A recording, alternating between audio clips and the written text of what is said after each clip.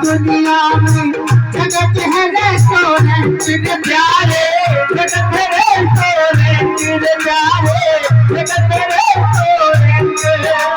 और अब समय सब ही को तकते, अब समय सब ही को तकते, अब समय उड़ जाएगा ये, अब समय उड़ जाएंगे छोड़ के तुमको जगत में।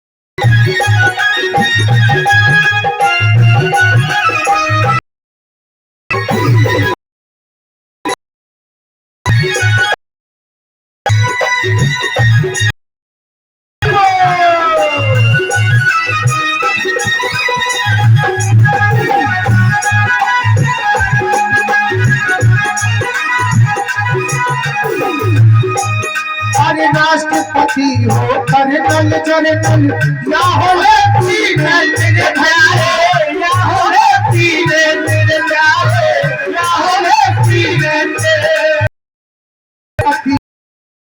जनरल या हो लेफ्टिनेंट प्यारे, या हो लेफ्टिनेंट प्यारे, या हो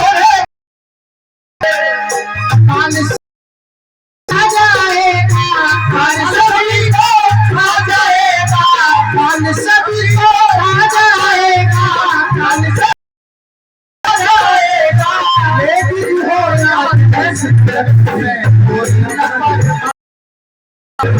कोई न परवाने जगत में, जगत में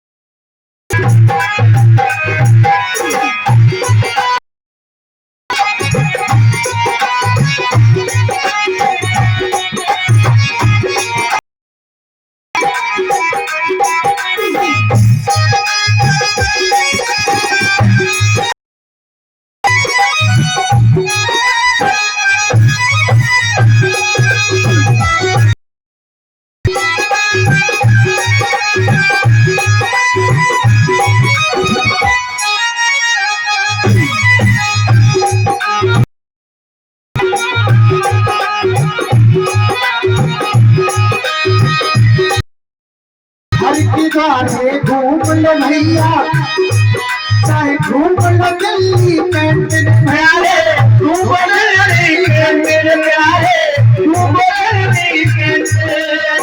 हर की गाने घूम लो मथुरा, घूम लो दिल्ली कैंटीन भैया, घूम लो दिल्ली कैंटीन भैया, घूम लो दिल्ली कैंटीन।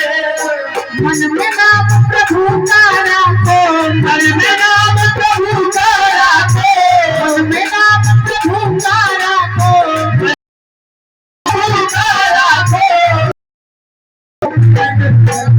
कोई न परवाने कोई न परवाने कोई न परवाने।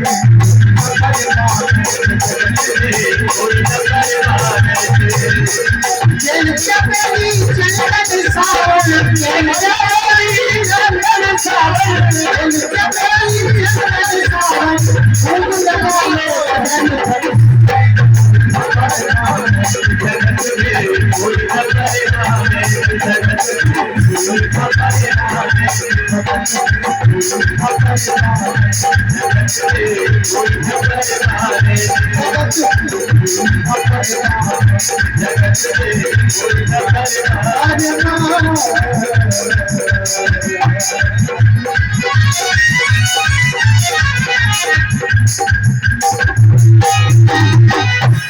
बोलो आनंद कंद भगवान की जय जय श्री राधे श्याम। साधु जी सीताराम सीताराम, प्रेम से बोलो राधे श्याम। राधे श्याम। जगत में कोई ना परमानेंट, चाहे लगा लो तेल चमेली सावन, चाहे कितना भी लगा लो सेंट, जगत में कोई ना परमानेंट। भीष्म पितामह ने कहा कि हे गोविंद, इससे सुंदर में सकती। आज देखते ही देखते भीष्म पितामह ने आगे किया, उनकी अंत्येष्टि क्रिया कराई, पांडवों को राजगद्दी पर आसीन किया और गोविंद अपनी द्वारिका को आ जाते हैं। आकर के सबसे पहले अपने माता पिता के चरणों में शीश धर करके दंडवत प्रणाम किया। अभिवादनशीलस्य नित्यं व्रतोपसेवने चत्वारि तेषां वर्धन्ते आयुर्वेद्याय। जो अभिवादनशील होते अपने माता पिता गुरु और बड़ों को प्रणाम करते हैं, उनकी चार चीज हैं, आयु, विद्या, यश और बल। गोविंद ने अपने माता दंडवत प्रणाम किया। हस्तिनापुर में जिस बालक की गर्भ में मेरे गोविंद ने रक्षा की थी, उत्तरा ने उस बालक को जन्म दिया।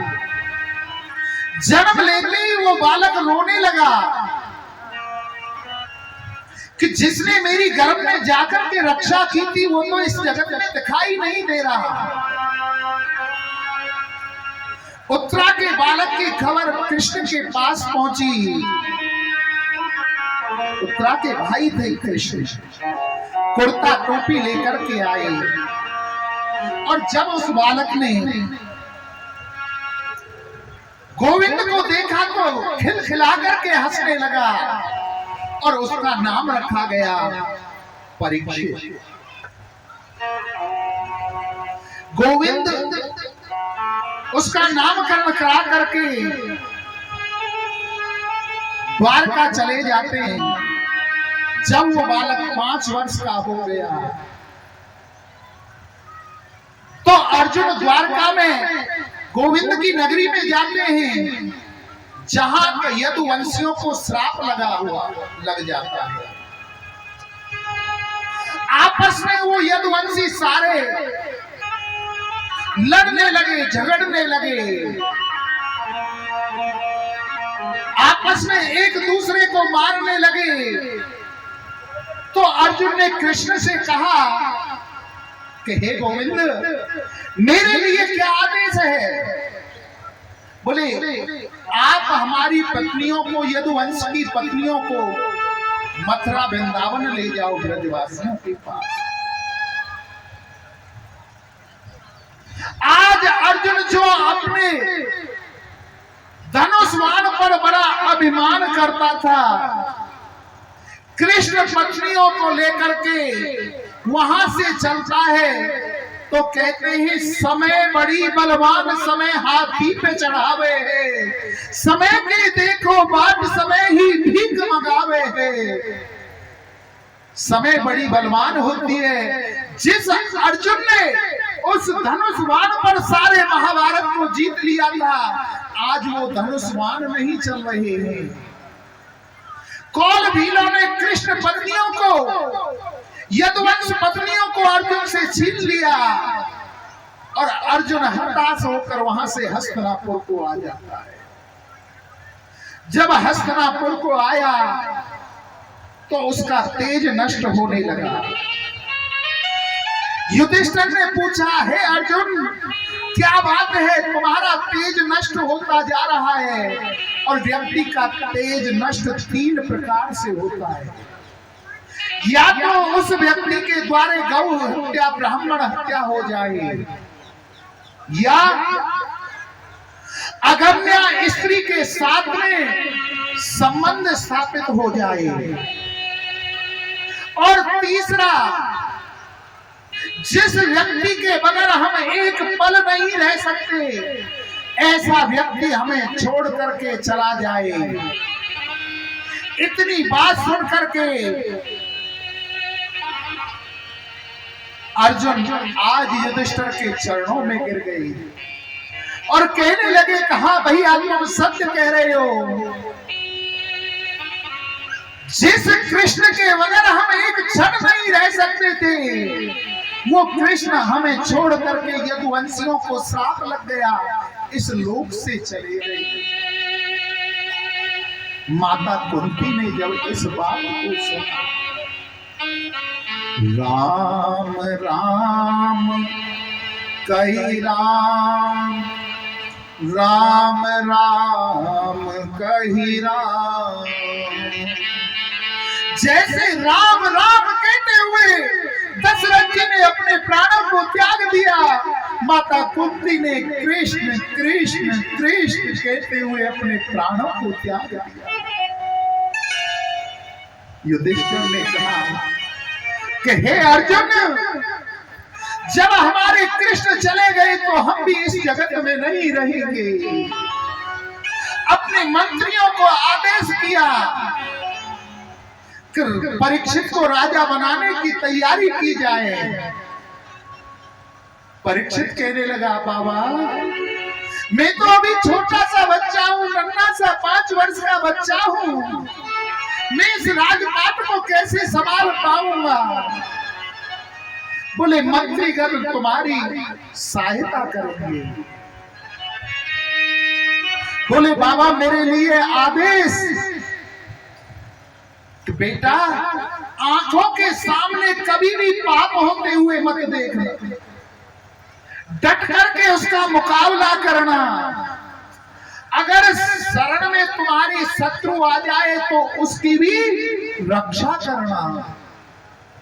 और तीसरा, अतिथि सत्कार, गौ सेवा, संत सेवा अवश्य करना। राजा बनाकर परीक्षित को 5 पांडव वहां से चले जाते हैं। 4 पांडवों का मार्ग में ही निधन हो जाता है, द्रौपदी का निधन हो जाता है। सहज शरीर तो केवल युधिष्ठिर ही स्वर्ग हो गई, और एक क्षण के लिए तो उन्हें भी नरक लोक के दर्शन करने पड़े थे। राजा परीक्षित बड़े हुए, उनका विवाह हुआ। इनकी पत्नी का नाम था इरावती, जिन्होंने 4 पुत्रों को जन्म दिया। बड़े पुत्र का नाम था जन्मेजय। लाल्यते 5 वर्षाणि दर्श वर्षाणि ताड्यते, प्राप्ते तु 16 वर्षे पुत्र मित्र विदाचरम। 5 वर्ष के बालक का लालन पालन करना चाहिए, पालन पोषण करना चाहिए। और जब वो बालक 10 वर्ष तक हो, उसे ताड़ना भी देनी चाहिए, धमकाना भी चाहिए, जिससे गलत मार्ग पर न जाए। प्राप्त 16 वर्ष से जब वो बालक 16 वर्ष का हो जाए, अर्थात पिता के कंधे के बराबर उसका कंधा हो जाए, तो उसको पुत्र नहीं मित्र समझना चाहिए, मित्र बना लेना चाहिए। जो पिता अपने पुत्र को मित्र बना लेगा, बराबर का हो जाएगा, उसकी संतान कभी गलत मार्ग पर नहीं जाएगी। जो माता अपनी पुत्री को सहेली बना लेगी, उसकी पुत्री कभी गलत आएगी। जब उनका पुत्र 16 वर्ष का हो गया, तो राजा परीक्षित ने अपना मित्र मान लिया और कहा, तुम राजपाट को हम चाहते हैं। बोले जो आज्ञा पिताश्री। परीक्षित अपने महल गए और जाकर के खजानों में देखा कि वहां बहुत सुंदर मुकुट रखा हुआ था। उस मुकुट को राजा परीक्षित ने उठाया, अपने शीश पर पहना और वन में संतों की सेवा करने के लिए निकल जाता है। जब वन में गया तो वहां उसने क्या देखा, एक बैल था जिसके हुए एक पैर पर खड़ा हुआ है और उसी के पास एक गौ माता खड़ी हुई है। दोनों आपस में चर्चा कर रहे हैं। गौ माता ने बैल से पूछा, तुम्हारे 3 पैरों को किसने काट दिया? क्या कर्म रहा तुम्हारा? किसके कारण तुम्हें इतनी पीड़ा मिली? तो बैल कहता है कि हे गौ, कर्म प्रधान ईश्वर चिराखा, जो जस करहि सो तस फल चाखा। कोहुन काहू सुख करे दाता, निज कर कर्म भोग सब भाता। कोई किसी को कष्ट देने वाला नहीं है, सब हमारे कर्मों के फल हैं। जैसा हमने कर्म किया है वैसा फल हमें भोगना पड़ेगा। पूर्व जन्म में मेरा कोई ऐसा संस्कार रहा होगा जिससे कि मेरे 3 पैर कड़े। सतयुग में धर्म के 4 पैर थे, त्रेता में 3 रह गए, द्वापर में 2 और कलयुग में 1 रह गया। और कलयुग में उसे भी कलयुग काटना चाहता है। राजा परीक्षित इन बातों को सुन रहे थे। राजा परीक्षित आगे निकल करके आए और कहने लगे कि हे बैलराज, हे धर्मराज, बताओ तुम्हारे 3 पैरों को किसने काटा है? मैं उसे जीवित नहीं छोड़ूंगा। कि दूसरी तरफ काल कलयुग खड़ा था तलवार लेकर के उस पैर को काटने के लिए। राजा परीक्षित की दृष्टि कलयुग पर पड़ी। बोले इसने ही काटा होगा, मैं इसे जीवित नहीं छोड़ूंगा। धनुष्मान उठाए और जैसे ही मारने को कलयुग के हुए तो कलयुग पैरों में लंबा लेट गया। क्षमादान क्षमादान क्षमा। तो तुरंत बाबा ने कहा था कि बेटा तू भी शरण में आ जाए, उसे क्षमा कर। कलयुग कर दो कि तुझे क्षमा क्यों करें? कौन सा गुण है कि तुझे जो क्षमा? बोले प्रभु आप ही जाऊं। बोले कि मेरे राज को छोड़ करके जाओ। बोले आप जो स्थान बता। परीक्षित ने कलयुग को 4 स्थान बतलाए। उत्तर तस्मै कलयो दूतम पानम स्त्रिय सूना, यत्ता धर्म चतुर्वेदा। कलयुग को 4 स्थान बताए। धूत कीड़ा, जहां जुआ खेला जाता है, ताश खेले जाते हैं, वहां पर धूत कीड़ा के रूप में कलयुग का वास है। अगर सत्य के आधार पर जुआ खेला जाता तो धर्मराज युधिष्ठिर कभी जुए में नहीं हारते। धूत मानव पान का मतलब है यहाँ मदिरा पान से, नशे में मद के रूप में कलयुग का वास है। स्त्री सोना पर स्त्री गमन में कलयुग का वास है, और हिंसा हिंसा के रूप में कलयुग का वास है। 4 स्थान कलयुग के दे दिए। कलयुग कहने लगा कि महाराज ये तो चारों स्थान बड़े गंदे हैं, कोई ऐसा स्थान दो जो सुंदर हो। बोले क्यों दे ऐसा, तेरे अंदर कोई सुंदर गुण है? बोले हाँ, एक गुण मेरे अंदर भी बहुत सुंदर है। बोले क्या? कलयुग केवल नाम आधारा, सुमर सुमर नर उतर ही पारा। कलयुग के अंदर सबसे बड़ा गुण है, सतयुग में जब हजारों वर्ष तपस्या की जाती थी, जब भगवान मिले ना मिले। त्रेता में सैकड़ों वर्ष तपस्या करते थे, द्वापर में सैकड़ों वर्ष तपस्या करते थे, परंतु कलयुग में केवल प्रभु के नाम का कीर्तन कर लो, नाम जप कर लो, नाम जप की महिमा बताइए, हरि गुणगान की महिमा बनाइए, कथा सुन लो, भागवत सुन लो, प्रभु के नाम का जप करो, उसी में व्यक्ति की मुक्ति हो जाती है। बोले अच्छा, तो कस्मिन धातु अस्मिन कांचन, जो धातुओं में सबसे मूल्यवान मानी जाती है सोना, कनक कनक ते 100 गुना, मादक का अभिशाप, या खाए बोराए है वा खाए बोराए।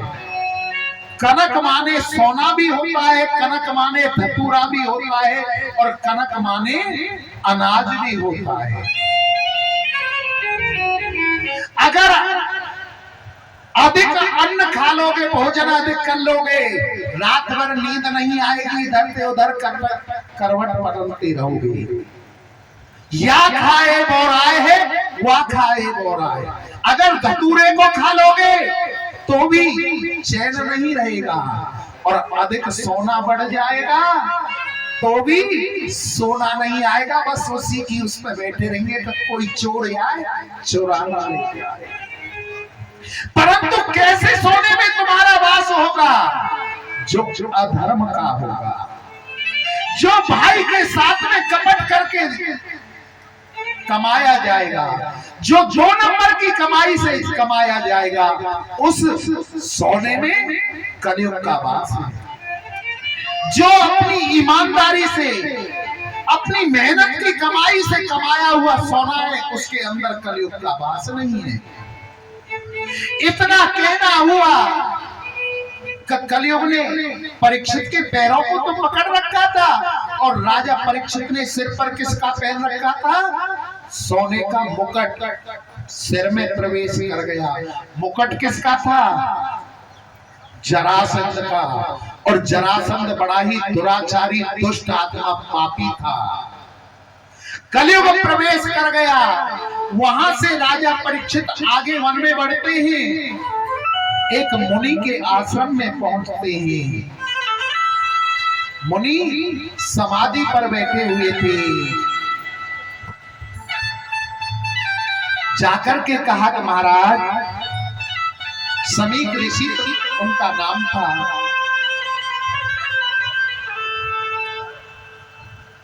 तपस्या पर बैठे हुए थे कि महाराज हमको प्यास लगी हुई है, आप हमको जल पिला दो। परंतु ऋषि को पता ही नहीं था कि मेरे आश्रम में कौन आया है। परीक्षित जी सोचने लगा कि ये तो बड़ा ढोंगी बाबा जी है, हमको देख करके अपने नेत्रों को बंद करके बैठा है, हम जल मांग रहे हैं और ये हमको जल नहीं दे रहा। इधर उधर राजा परीक्षित ने देखा तो मरा हुआ सर्प वहां पर दिखाई दिया। राजा परीक्षित ने उस सर्प को लिया और उस ऋषि के गले में डाल दिया और वहां से लौटकर अपनी नगरी को आ गया। अब तो उस ऋषि का लड़का संतान श्रृंगी ऋषि आए और अपने गले पिता के मरे पिता के गले में मरा हुआ सर्प देख करके रोने लगे। अन्य ऋषि कुमारों ने बताया कि तुम्हारे पिता के गले में जो ये सर्प पड़ा है ना, इसे राजा परीक्षित डाल करके गए। बोले अच्छा, इतनी ताकत हो गई उस राजा को। श्रृंगी ऋषि को उसी समय क्रोध आ गया और अपने कमंडलू से जल लिया, अभिमंत्रित किया और कहा कि हे राजा परीक्षित, जिस सर्प को मेरे पिता के गले में तू मरा हुआ डाल करके गया है, इसी के पूर्व तक्षक नाम का सर्प तुम्हें आज से 7 दिन में डस लेगा और 7वें दिन मृत्यु हो जाएगी, श्राप दे दिया। समीक समाधि खुली, पुत्र को रोता हुआ देखा। पुत्र ने सारी बात अपने पिता को बताई और कहा पिताजी, मैंने राजा परीक्षित को श्राप दे दिया कि 7 दिन में उसकी मृत्यु हो जाएगी। बोले बेटा, तुमने ये अच्छा नहीं किया। इस निर्जन वन में हम उस राजा परीक्षित के कारण हमें कोई शोक भय नहीं है और तुमने उन्हें ही श्राप दे दिया। परंतु कमान से छोड़ा हुआ तीर और जवान से छोड़ी हुई वाणी कभी वापस नहीं आती है। बोले श्राप तुमने दे दिया, अब उन्हें मुक्ति का उपाय बताना चाहिए।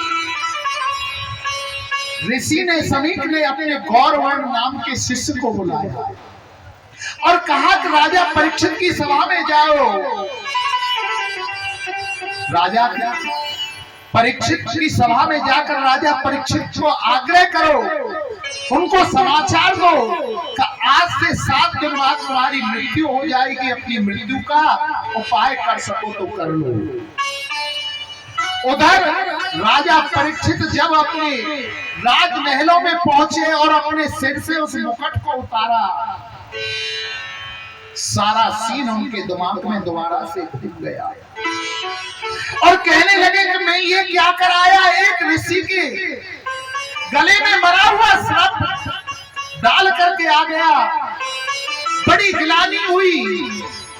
थोड़ी देर बाद गौरवर्ण नाम का शिष्य वहां आ जाता है और कहने लगा कि हे राजन, तुमको 7 दिन में मृत्यु का श्राप लग चुका है, अगर अपनी मुक्ति का उपाय कर सकते हो तो कर लो। अब तो राजा परीक्षित अपनी पत्नी इरावती के पास गए और जाकर के कहने लगे कि हे रानी, इस जगत में ऐसा कोई प्राणी नहीं है जो अपनी आयु के बारे में बता सके, परंतु मैं ऐसा एक प्राणी हूं कि 7 दिन से पहले मेरी मृत्यु नहीं हो सकती, क्योंकि एक ऋषि का वचन है और ऋषि का वचन कभी झूठा नहीं हो सकता। आज राजा परीक्षित ने अपना सब कुछ छोड़ दिया, राजपाट छोड़ दिया, जन्मेजय को राजा बना दिया, अपना सर्वस्व छोड़ करके राजा परीक्षित गंगा के किनारे शुक्र ताल पर एक वृक्ष के नीचे पहुंच जाते हैं। और जब संतों को पता चला कि राजा परीक्षित को श्राप लग गया है, उनकी मृत्यु होने वाली है, अब तो ऋषियों का आना प्रारंभ हो गया। अत्रि, वशिष्ठ, चमन, गौतम, देवरा, दुर्वासा, ब्रह्मु, अग्निरा, कश्यप, भारद्वाज, वामदेव, देखते ही देखते लाखों संत वहां पर आ गए। कुंभ जैसा माहौल हो गया। गिरजा संत समागम, समन लाभ कछुआन। संतों को देख करके आज राजा परीक्षित बड़े प्रसन्न हुए और उन संतों से कहा कि हे महात्माओं, हे संतों, मुझे केवल इतना बता दो कि जल्दी मरने वाले की मुक्ति का उपाय क्या है। जिस सभा के अंदर वशिष्ठ, दुर्वासा, कर्णम, पराशर जी, अत्रि जी, भरद्वाज, गौतम, देवराज, बड़े बड़े ऋषि बैठे हों, कोई निर्णय नहीं कर पा रहा है कि आखिर राजा परीक्षित को बताए तो क्या बतलाए, इनकी मुक्ति का क्या उपाय बतलाए, कोई निर्णय नहीं कर पा रहा। सब बड़ी चिंता में बैठे हुए हैं। उधर जो सुखदेव जी महाराज वन में तपस्या कर रहे थे, भगवान का भजन कर रहे थे, आज उनकी निंद्रा खुलती है और हृदय से आवाज निकल करके आई, राजा परीक्षित की सभा में चलना चाहिए, राजा परीक्षित को ये कथा सुनानी चाहिए। आज सुखदेव जी महाराज अपने आसन से खड़े होते हैं और सुत्रताल पर पहुंच जाते हैं। राजा जहां परीक्षित बैठे हुए हैं, लाखों संत बैठे हुए हैं, और जैसे ही सुखदेव जी महाराज को आते हुए देखा तो सबने कहा कि हे राजन, तुम्हारी मुक्ति का उपाय आ गया है। आज गंगा उल्टी बही है, प्यासा कुएं के पास नहीं गया है, कुआं चल करके प्यासे के पास आया है। आज सुखदेव जी महाराज ने परीक्षित जी की सभा में पहुंचकर सुखदेव जी ने राजा परीक्षित को कृतार्थ किया, तो सुखदेव जी का पूजन किया राजा परीक्षित ने। हमारे परीक्षित जी महाराज अब सुखदेव जी का पूजन करेंगे। इतने एक भजन होगा, हर की कथा सुनाने वाले तुमको लाखों प्रणाम। पूजन होने के बाद में फिर हमारी झांकी तैयार है। भोले बाबा के दर जब कथा प्रारंभ होती है तो भोले बाबा आते हैं और भोले बाबा कथा को सुनाते हैं। तो पहले पर सुखदेव जी का पूजन कराए। हरि सुखदेव भगवान कथा सुनाने, भागवत कथा सुनाने वाले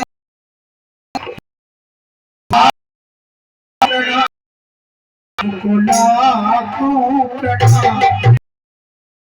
सुनाने वाले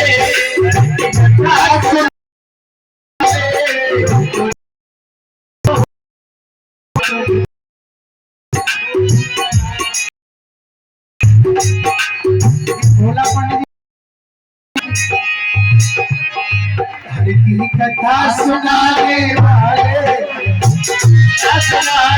भोला भागवत कथा भागवत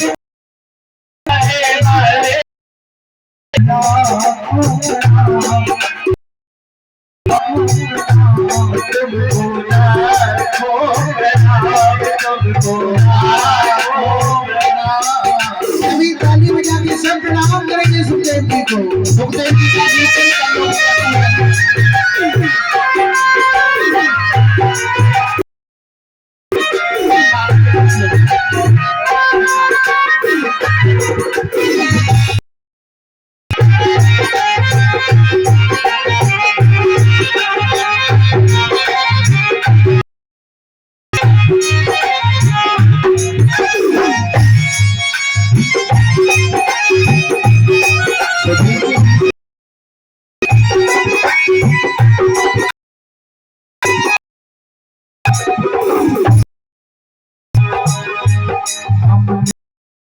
का प्याला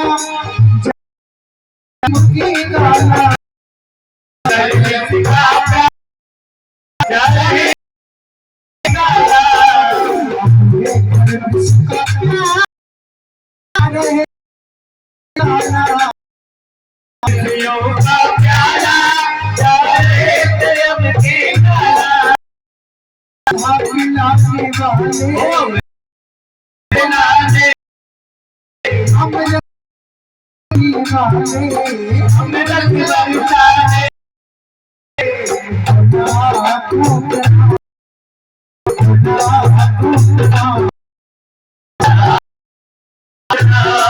हम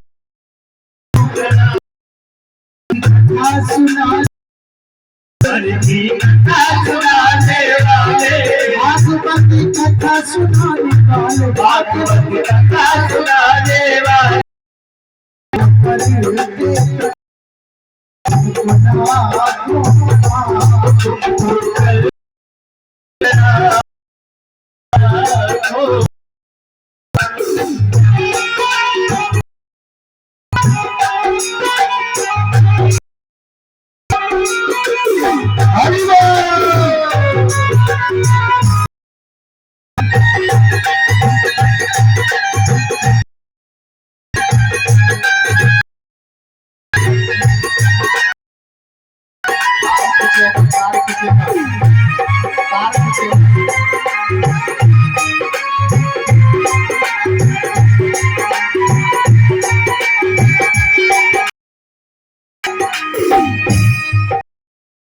घट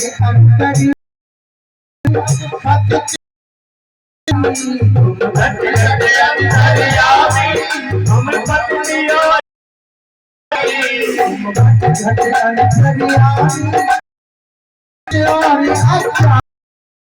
घट घट तुम पत्नियों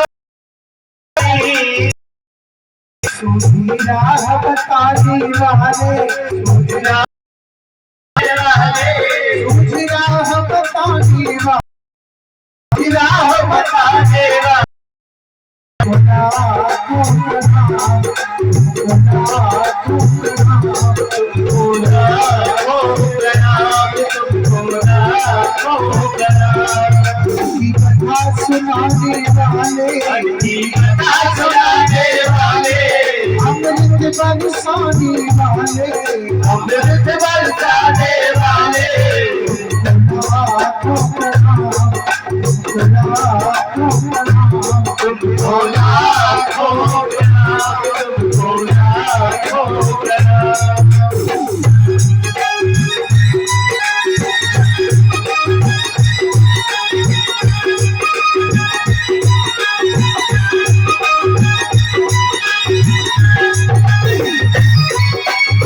हरि बोल।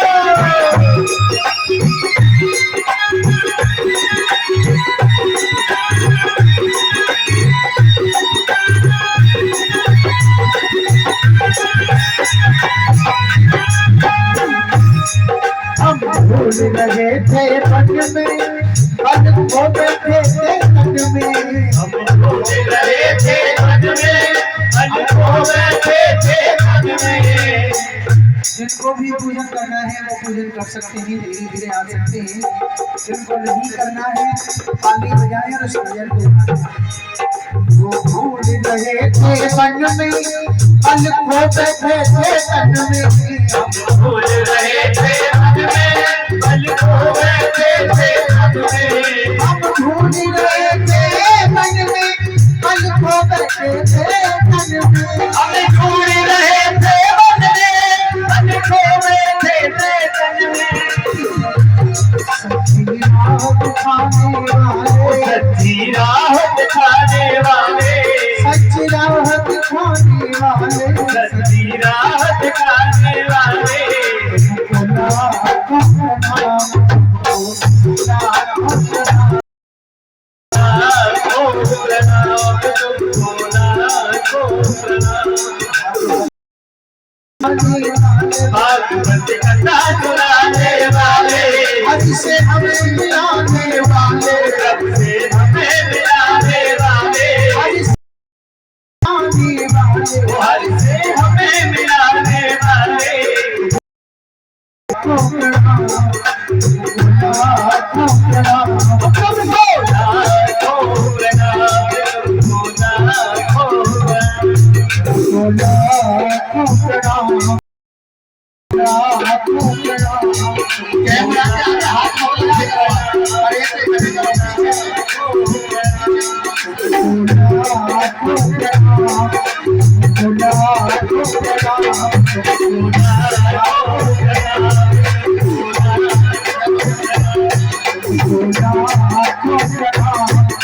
खुदा को प्रणाम।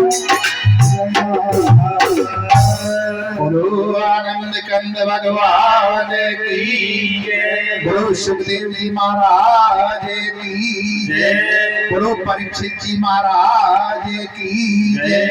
जय जय श्री राधे श्याम। साधु जी सीताराम सीताराम प्रेम से बोलो राधे श्याम राधे श्याम।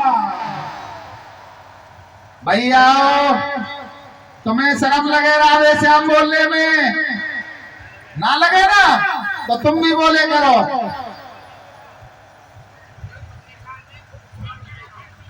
अब तो सुखदेव जी महाराज का पूजन किया, आसन पर विराजमान किया और कहा कि हे प्रभु, जल्दी मरने वाले की मुक्ति का क्या उपाय है? इतना छोटा सा प्रश्न से राजा सुखदेव जी कहने लगे कि हे राजन, आपने ये प्रश्न केवल अपने लिए नहीं किया है, पूरे समाज के लिए। प्रत्येक व्यक्ति की मृत्यु 7 दिन के अंदर ही होनी है। रविवार, सोमवार, मंगलवार, बुधवार, शुक्रवार, शनिवार, 7 वारों के अलावा नहीं बनाया। मृत्यु होनी 7 वार। एक बात, सतयुग में व्यक्ति की 1 वर्ष, सतयुग के बाद आया, उस 1 लाख में से व्यक्ति की आयु रह गई 10,000 वर्ष। त्रेता के बाद में आया, द्वापर में 10,000 में से तो कितनी बची? 1,000 वर्ष। और द्वापर के बाद आया कलयुग। कलयुग में भी एक शून्य हट गई 1,000 में से, व्यक्ति गई 100 वर्ष। औसत आयु कलयुग के अंदर व्यक्ति की 100 वर्ष है। अब 100 वर्ष में से 50 वर्ष को सोने में व्यतीत हो जाते हैं, क्योंकि 12 घंटे का और 12 घंटे की रात भी। 50 वर्ष तो यूं ही गए। 50 वर्ष में से 25 वर्ष निकल जाते हैं किसमें? पढ़ाई में, लिखाई में, विवाह में, और 25 के कमाई में ग्रस्त जीवन। जीवन यूं ही व्यतीत हो। तो केवल एक ही काम करना चाहिए, चलते फिरते उठते घूमते प्रत्येक परिस्थिति में परमात्मा को याद रखना चाहिए। श्वास श्वास कृष्ण वृथा श्वासन ना सांस को आवन न हो।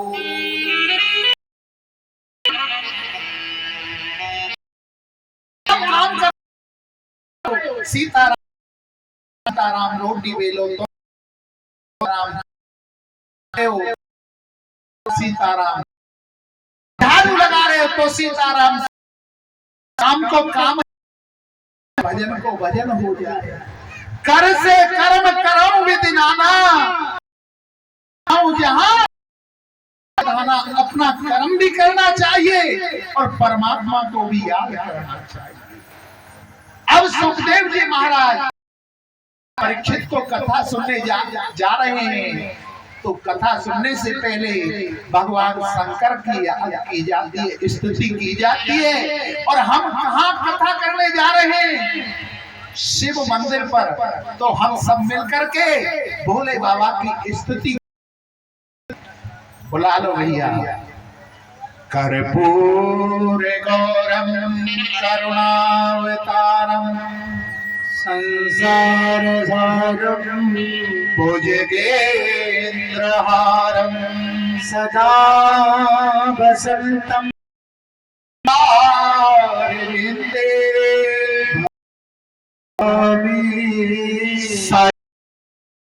नमः भवं भवानी सहितां नमामि।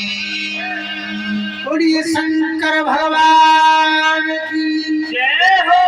बोलो आनंद कंद भगवान की जय।